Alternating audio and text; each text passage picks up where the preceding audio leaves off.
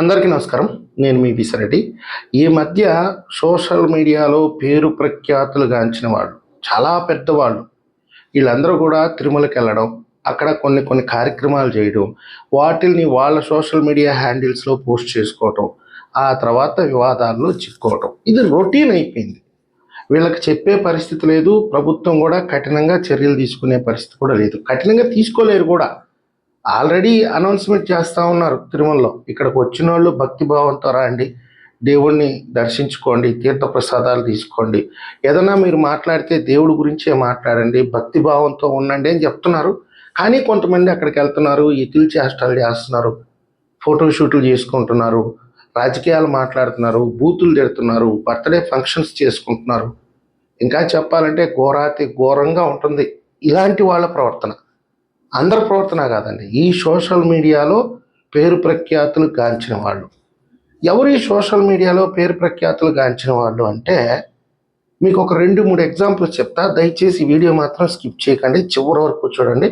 ఇప్పటి వరకు ఎవరన్నా నా ఛానల్ సబ్స్క్రైబ్ చేసుకోకపోతే వెంటనే సబ్స్క్రైబ్ చేసుకొని మీ వంతుగా నాకు సపోర్ట్ చేస్తారని నేను ఆశిస్తున్నాను. ఎవరు ఈ సోషల్ మీడియాలో పేరు ప్రఖ్యాతులు గాంచిన వాళ్ళు అంటే, మొన్న ఒక చిన్న సంఘటన జరిగింది. ఒక అమ్మాయి తన మేకప్ ఫొటోస్ ఆవిడ సోషల్ మీడియా హ్యాండిల్స్లో పోస్ట్ చేసుకుంటుందంట. రెగ్యులర్గా ఆ అమ్మాయి చేస్తూనే ఉంటుంది. ఆ అమ్మాయి శుద్ధంగా మేకప్ చేసుకొని ఒక పాటకు డ్యాన్స్ చేస్తూ ఆమె సోషల్ మీడియా హ్యాండిల్స్లో పోస్ట్ చేసుకుంటుందంట. ఒక పనికిమాలినోడు ఏం చేశాడంటే, ఆ అమ్మాయి ఫోటోని మార్ఫింగ్ చేసి 80% న్యూడిటీగా తయారు చేసి వాడు సోషల్ మీడియా హ్యాండిల్లో పోస్ట్ చేసుకున్నాడు. ఇక్కడ విచిత్రం ఏంటంటే, ఆ అమ్మాయికి అప్పుడు వరకు ఉండింది 5,000-10,000 మంది ఫాలోయర్స్. ఏదో సబ్స్క్రిప్షన్ అనే ఆప్షన్ ఉంటుందంట. ఎక్స్క్లూజివ్ కంటెంట్ కోసం నెలకు ఒక 500-1000 రూపాయలు కడితే పబ్లిక్లో పోస్ట్ చేయని ఫొటోస్ ఈ పేమెంట్ చేసిన వాళ్ళకి మాత్రమే వస్తాయంట ఆ ఫొటోస్. అంటే కొంచెం న్యూడిటీగా కానివ్వండి, పర్సనల్ ఫొటోస్, ఇంకా నేను చెప్పలేను లేండి. అట్లా అదొక ఆప్షన్ ఉందంట ఆ సోషల్ మీడియా ప్లాట్ఫామ్లో. ఈ అమ్మాయి ఎప్పుడైతే, అంటే వీడి చేసిన పనికి మాలిన పని, ఆ అమ్మాయి ఫోటో మార్ఫింగ్ చేసి వీడి సోషల్ మీడియాలో పోస్ట్ చేసుకుంటే, రాత్రికే ఆ అమ్మాయికి ఒక 50,000 మంది ఫాలోయర్స్ వచ్చేసారు. దాదాపుగా 2,000 మంది సబ్స్క్రిప్షన్ తీసుకున్నారు. అంటే 10 లక్షల రూపాయల వరకు ఆ రోజు రాత్రికే ఆ అమ్మాయికి వచ్చేసింది. ఎందుకు సబ్స్క్రిప్షన్ తీసుకున్నారంటే, ఆ అమ్మాయి ఎక్స్క్లూజివ్ కంటెంట్, ఆ అమ్మాయికి సంబంధించిన న్యూడ్ ఫోటోలు ఇవన్నీ వస్తాయేమో అని చెప్పి సబ్స్క్రిప్షన్ తీసేసుకున్నారు. దాదాపుగా 10 లక్షలు వచ్చిందంట ఆ రోజు రాత్రిగా అమ్మాయికి. ఇక కామెంట్లు పెట్టడం అనుకున్నారు. అప్పటి వరకు ఆ పిల్లకి తెలియదు ఎందుకు ఇంత సబ్స్క్రిప్షన్ తీసుకుంటున్నారు, నాకు రాత్రికి ఫాలోయర్స్ ఎందుకు పెరిగిపోతున్నారు అనేది ఆ పిల్లకి కూడా అర్థం కాల. తెల్లారి కామెంట్లు పెడుతున్నారు, ఫొటోస్ పెట్టలేదు, నీ ఫొటోస్ కోసం వెయిట్ చేస్తున్నావు అంటే, ఏదో ఒక ఫోటో తీసుకొని పెడితే ఇవి కాదు, నేను పేమెంట్ చేస్తున్నాను నీకు, ఇంకా వెరైటీ ఫొటోస్ పెట్టు, అసలు ఏం జరిగింది అని చెప్పి అప్పుడు ఆ అమ్మాయి సెర్చ్ చేస్తే వేరే వాడు ఈ అమ్మాయి మార్ఫింగ్ ఫోటోలు పోస్ట్ చేశాడు. పోనీ ఆ అమ్మాయి ఏమన్నా పోలీస్ కంప్లైంట్ ఇచ్చిందా అంటే ఏం చేయలే. నాకు 10 లక్షల రూపాయలు డబ్బులు వచ్చినాయి, నాకు ఇది చాలు, చాలా సంతోషంగా ఉంది, ఫాలో అవ్వండి, ఇష్టం లేకపోతే అన్సబ్స్క్రైబ్ చేసుకోండి, డబ్బులు మటుకు మీకు రిటర్న్ రావు అని చెప్పేసింది ఆ పిల్ల. ఇక ఆ పిల్లని తిట్టడము, పొగిడేవాళ్ళు రాత్రికే సెలబ్రిటీ అయిపోయింది.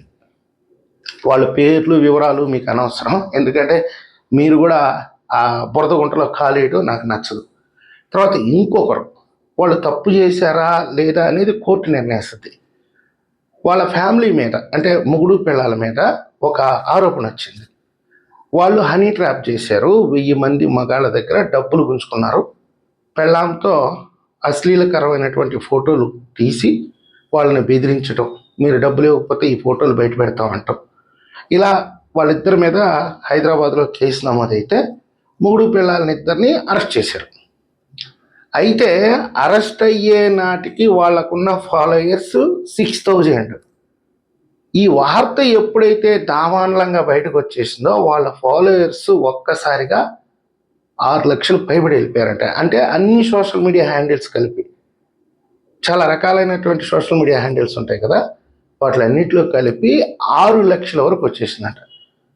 సరే జైలు నుంచి బయటకు వచ్చిన తర్వాత మా మీద అనవసరమైనటువంటి నిందలేశారు, మేము ఏ తప్పు చేయలేదు అంటే ఇండైరెక్ట్గా వాళ్ళ ఫోన్పే నెంబర్లు వాళ్ళ అకౌంట్ నెంబర్లు తెలుసుకొని వాళ్ళని సెటిల్ చేసేసారు కొంతమంది.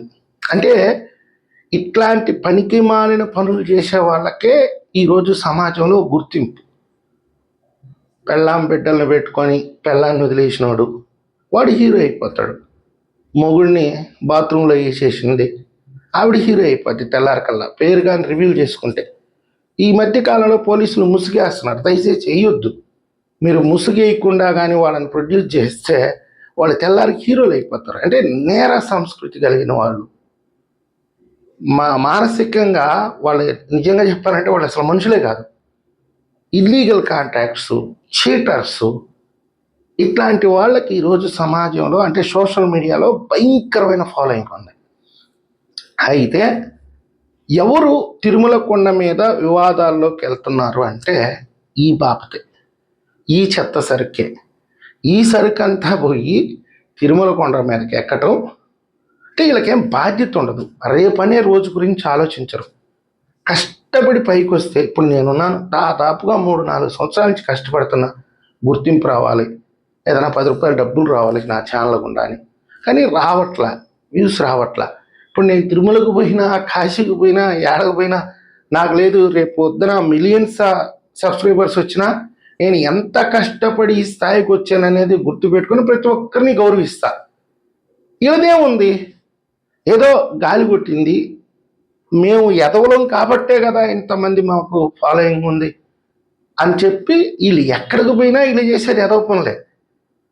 ఈ దువ్వాడ శ్రీనివాస్ గారు, దివ్యల మాదిరి గారి గురించి 2 ముక్కలు మాట్లాడాలి ఈ సందర్భంలో. ఎందుకంటే వాళ్ళ ఫోటో పెట్టా, వాళ్ళు ఏం తప్పు చేయలేదు.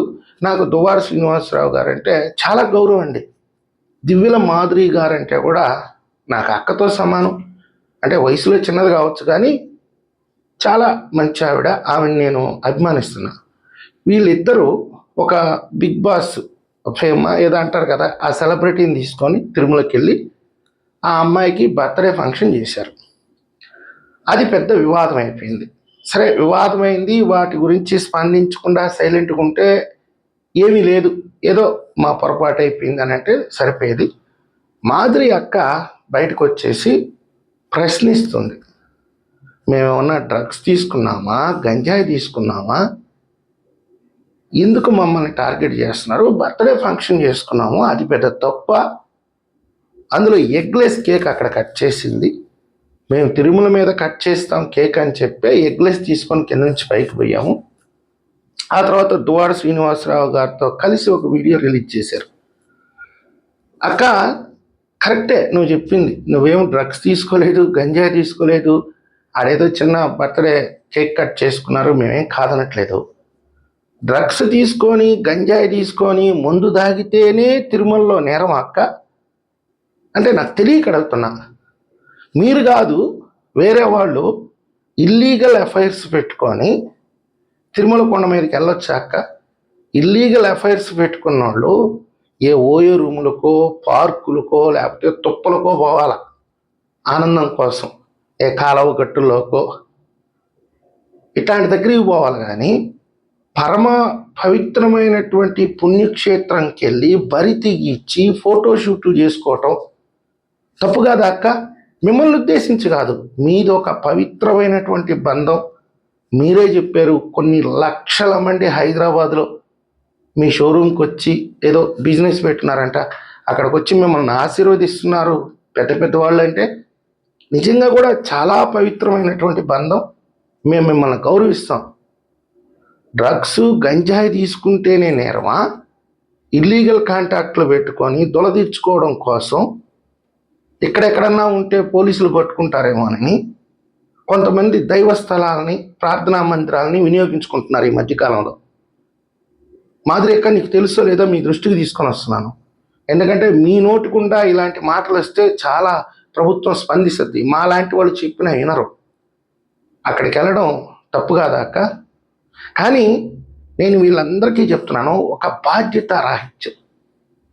తిరుమలకి వెళ్ళడం, 4 రీల్స్ చేసుకోవడం, ఆ రీల్స్ పోస్ట్ చేసుకోవటం, వాటిల్లో కూడా ప్రమోషన్స్ చేసుకోవటం. ఇదిగో నేను తిరుమలకి వెళ్తున్నాను, నేను ఈ చీర కొంటున్నాను, ఈ చీర చాలా కలర్స్ బాగుంది కదా, ఇది పలానా షోరూంలో దొరకద్ది.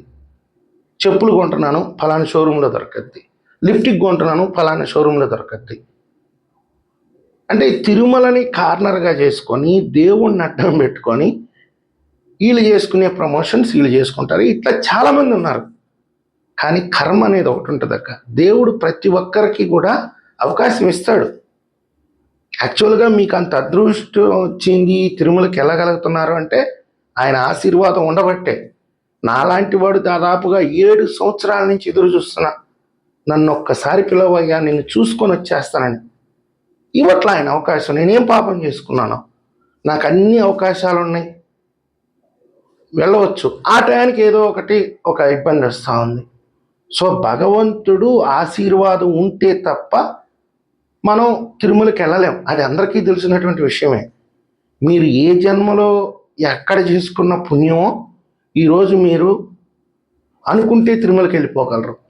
పైగా వివిఐపి బ్రేక్ దర్శనాలు తీసేస్తున్నారు. మీరు 10,000 రూపాయలు, 10,500 రూపాయలు ఎంత ఉంది టికెట్, అది పెట్టుకొని దర్శనం చేసుకొని బయటకు వచ్చేస్తున్నారు. ఒక్కసారి గుర్తుపెట్టుకోండి, సర్వనాశనం అయిపోతారు. ఇది కలియుగం. ఏదో వచ్చే జన్మలో, ఈ జన్మలో చేసిన పాపాలు వచ్చే జన్మలో అని కాదు, ఈ జన్మలోనే అనుభవించాల్సి వస్తుంది. దేవుడు ఒక సదావకాశాన్ని ఇచ్చినప్పుడు దాన్ని సద్వినియోగం చేసుకోండి. సామాన్య భక్తులు కూడా తప్పులు చేస్తారు, మీరే కాదు.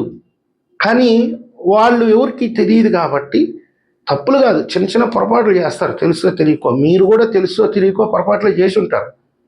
కానీ బరి తెగిచ్చి తిరుమల కొండ మీద గంజాయి తాగామా, బీర్లు తాగామా, లేకపోతే డ్రగ్స్ వాడామా, మేము చేసిన తప్పేంది, పైగా బిఆర్ నాయుడు గారి గురించి, వాళ్ళ గురించి, వీళ్ళ గురించి విమర్శించడం అంటే బరి తెగిచ్చటమే. దయచేసి అర్థం చేసుకొని ఒళ్ళు దగ్గర పెట్టుకోండి. తిరుమల అనేది మీ హనీమూన్ ట్రిప్ చేసుకునేటటువంటి పర్యాటక కేంద్రం కాదు, అది ఒక పుణ్యక్షేత్రం. కాబట్టి సామాన్య ప్రజలు కూడా నేను చెప్పేది ఏంటంటే, ఇలాంటి పారుంబోకు బ్యాచ్ గురించి మీరు అసలు పట్టించుకోవద్దు. భగవంతుడు ఎప్పుడు కూడా పవిత్రంగా ఉంటాడు. పవిత్రమైనటువంటి మనసుతో మీరు ఎప్పుడైనా పూజించుకోవచ్చు, తప్పే లేదు. ఫలానా సమయం, ఫలానా చోట అని ఏమి లేదు. భగవంతుడు ఎప్పుడు కూడా మన వెంటే ఉంటాడు. ఇలాంటి పారుంబోకు సంతం చూసి మీ మైండ్లు చెడగొట్టుకోవద్దు, వాళ్ళని విమర్శించకూడదు. దారిని పోతా ఉంటే గజ్జి కుక్కలు ఉంటాయి, పరమ నీచంగా తిరుగుతుంటాయి, బురదలో పంది బతుకుతుంటుంది. ఇలాంటి వాటిలన్నింటినీ చూసి అవి మారాలని మనం ఏమైనా ప్రయత్నిస్తామా? సో ఇలాంటి వాళ్ళను కూడా మనం మారాలని ప్రయత్నించడం అంటే మనకే పాపం. కాబట్టి వీళ్ళని దయచేసి వదిలేయండి. మీకు విజ్ఞప్తి చేస్తున్నాను. ఈ వీడియో మీకు నచ్చినట్లయితే లైక్ చేయండి, సబ్స్క్రైబ్ చేయండి.